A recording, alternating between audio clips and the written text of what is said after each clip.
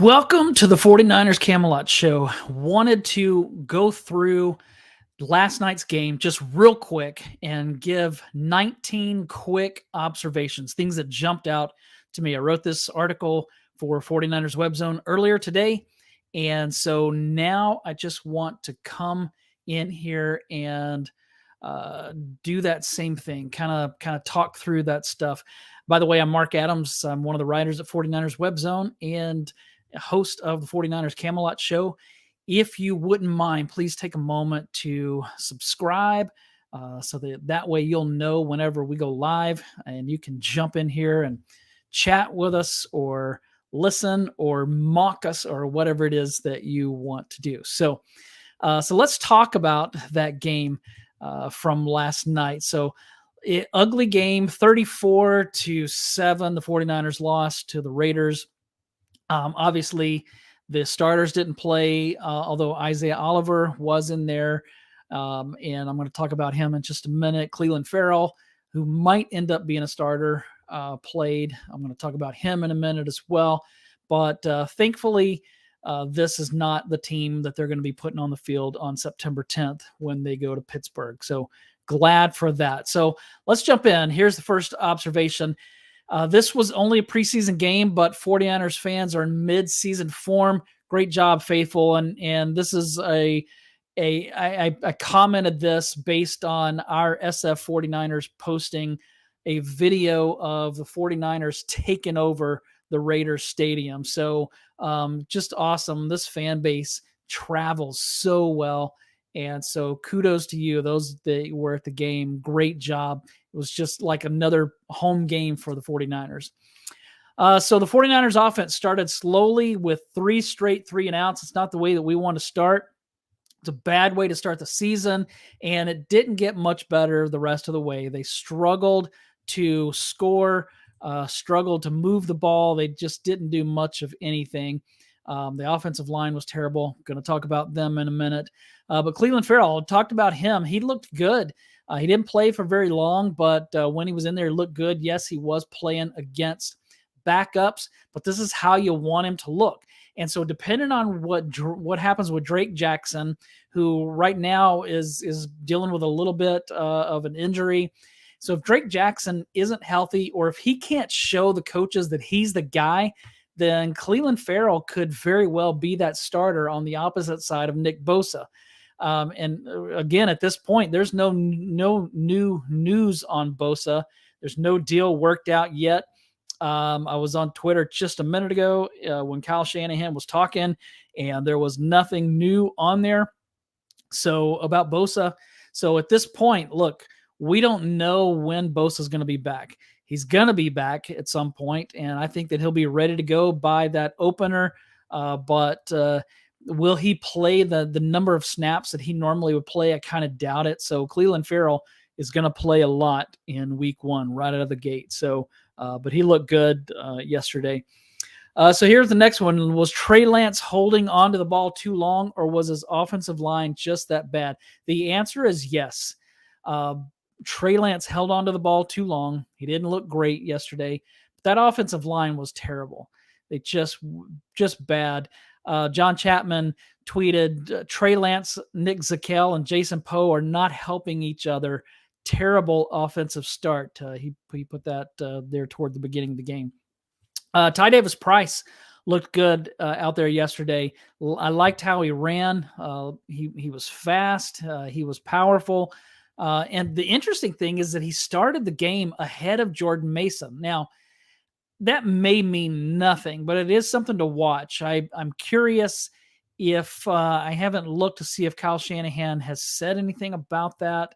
But when I'm finished here, I'll look, because I'm curious if there was a reason for that, or if it just was that he wanted to get Ty Davis-Price the first look. I don't know. Maybe there's nothing to it. But speaking of Mason, this was not his best game. He dropped an easy catch that would have gone for a first down and probably a big gain. It was a drive killer. Some of his runs were drive killers. He kept running into the line and not really doing anything. He had one good run, but not a typical Jordan Mason game. So that was kind of disappointing to see that he didn't do better.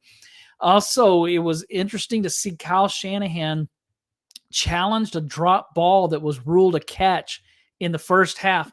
Man, I wish he would have done that in the NFC Championship game. Sorry to bring that up, but that was the first thing that popped in my head was, Kyle, why didn't you do that last game?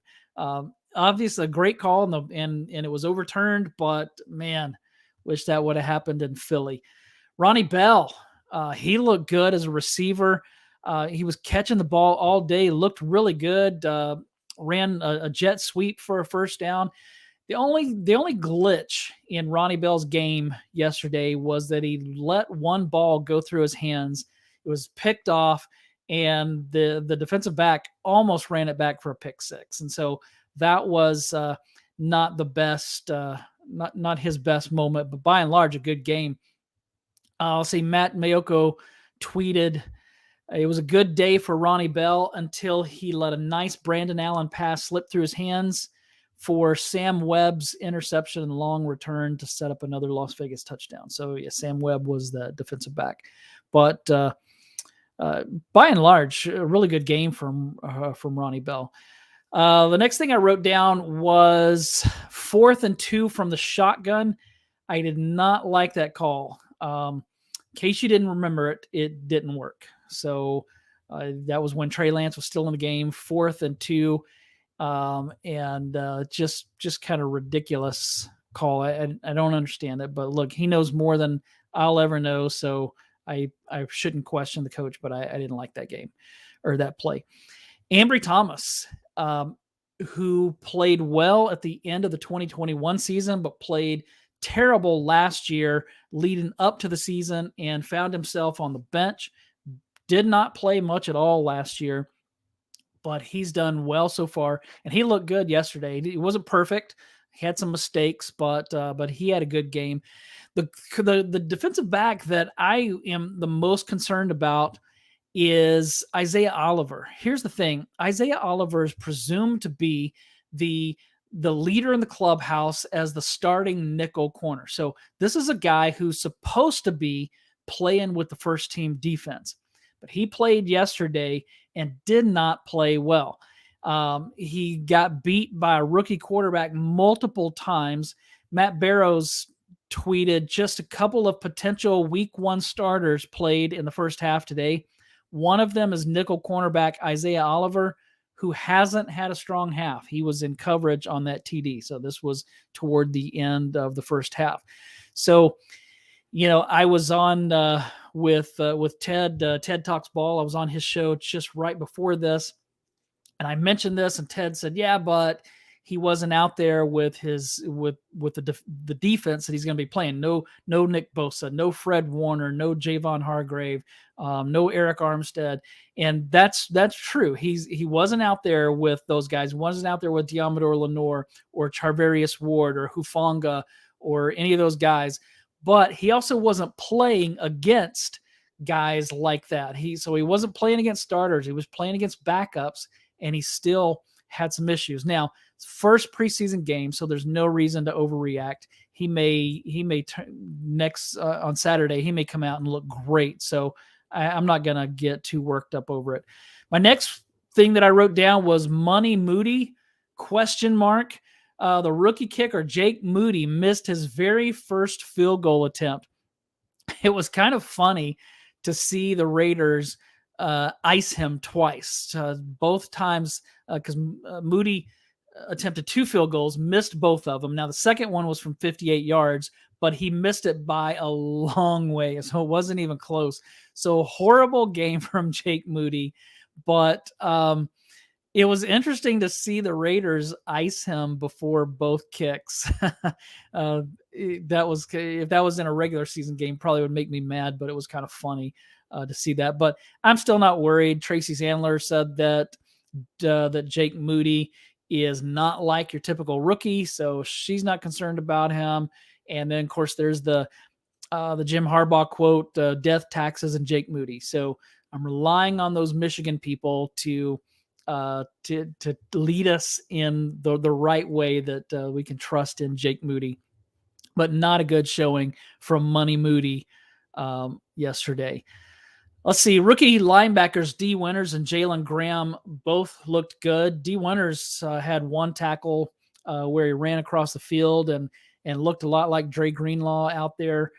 But Jalen Graham looked really good. He was all over the place. Wasn't perfect again, but I was really impressed with what I saw from him. Sam Darnold came in, and his first completion was pretty. He had some nice throws. He didn't get much of a chance because of, his teammates kept committing penalties and even some turnovers. It seemed like every time Sam Darnold got the ball, they were like almost to their own end zone. So he really, things were stacked against him, but he didn't look bad. So I thought that Sam Darnold wasn't too bad. But again, this is preseason. This isn't a regular season. He's facing a second string defense. Probably by the time Sam Darnold came in, which was the third quarter, he probably was playing against third and fourth stringers. So I'm not going to put too much into that. I still am not. I'll tell you where I'm at on the 49ers quarterbacks. Brock Purdy, I'm choosing to believe in him that he's going to be a good quarterback for the 49ers, but the NFL history is littered with quarterbacks that look good for a while and then disappeared. So I'm hoping that Purdy's not that guy. I'm hoping that he's just a gamer who maybe doesn't practice as well, but he always comes through when he plays. So that's my hope for Brock Purdy. But we still don't know what we have in him. And then there's Trey Lance, who did not play well yesterday. Now, he was pressured on 50% of his dropbacks. And so that was actually put out today by, gosh, dog it, I forgot who that was. But actually, let me see. Oh, Warren Sharp put this out that there were, let's see, just a handful. 1, 2, 3, 4, 5. Only 5 quarterbacks were pressured at a higher rate this weekend, the first week of preseason football, than Trey Lance. So he was pressured on 50% of his dropbacks. He faced pressure. Sam Darnold was a lot less. He was way down. So Darnold wasn't facing pressure. Trey Lance faced a lot of pressure, but Lance still wasn't good. And he admitted after the game that he wasn't, that he didn't make decisions quick enough and that he has to process things more quickly and get the ball out. So partly his fault, partly the line's fault. And then Sam Darnold, we still don't know what we have on him. To me, Brandon Allen looked better than both of them yesterday.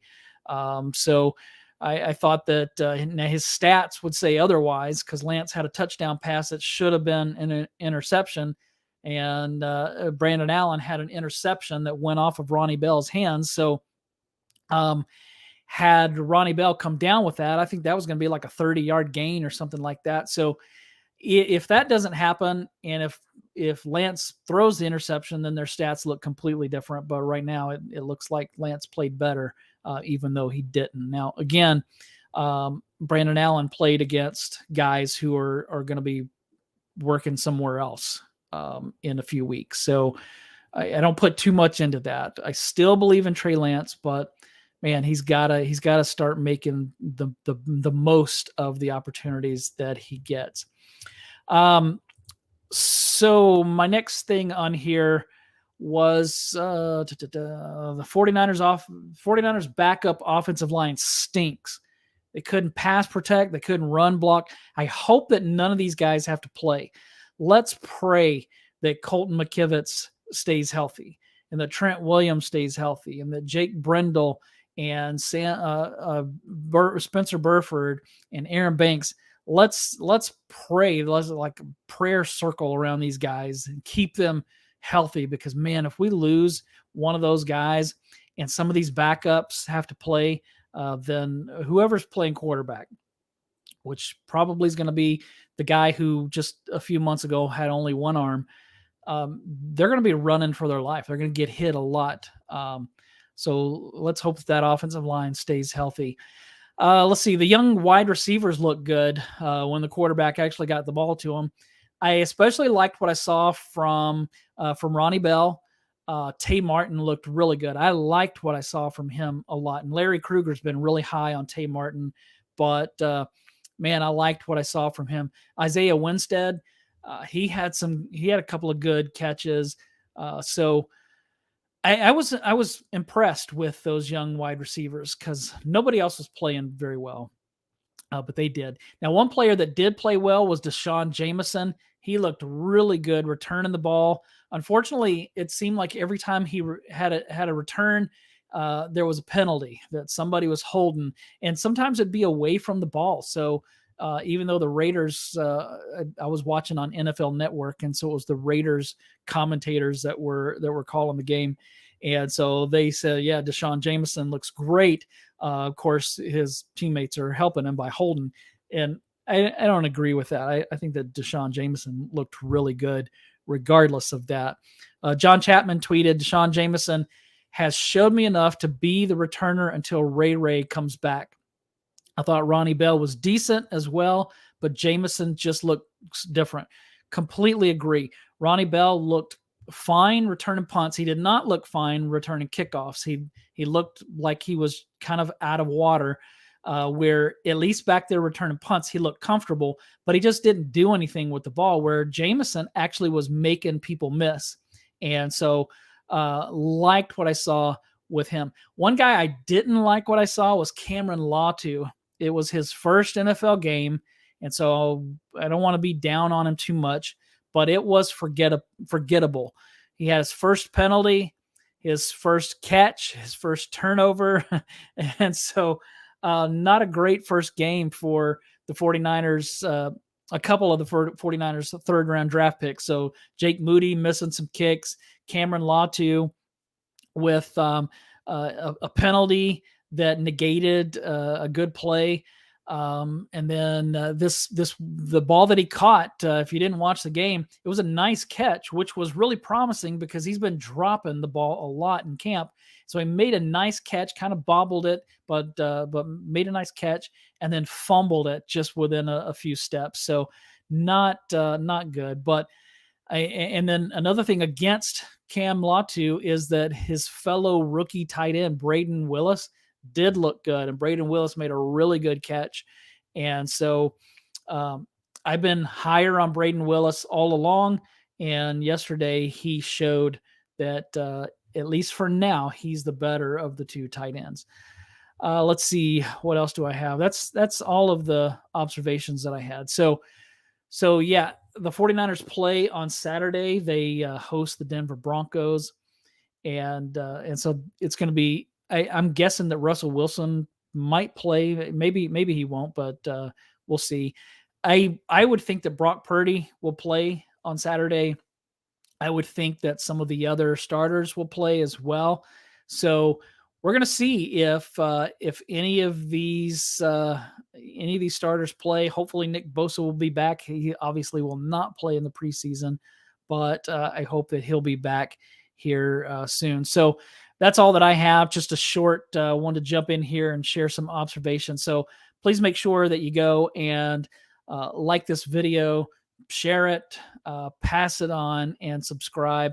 If you're listening on wherever you listen to your podcast, if you're listening instead of watching, then please rate, review us, and follow us so that we can continue to build what we're doing here.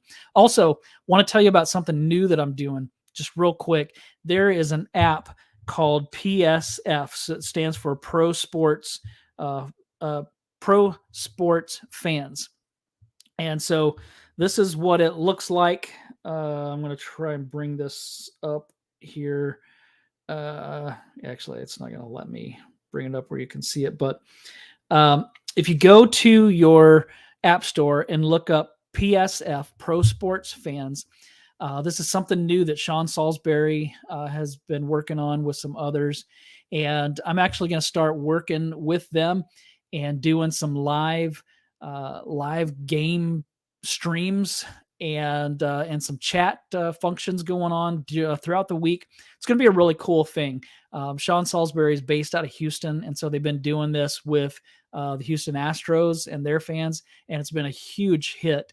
So I think that this is going to be something that 49ers fans will really like and really enjoy being part of. So go download PSF, Pro Sports Fans, and check that out. There's already a chat room set up for 49ers fans. Go in there. You'll see me in there. And we're going to do streams. We're going to do chats and polls and all kinds of things like that in there. So go check that out and come be a part of that and join me on game day, because we'll be doing that. So thanks for watching, and hope that everybody has a great day. I'm going to jump on Twitter and see what Kyle Shanahan said in his press conference.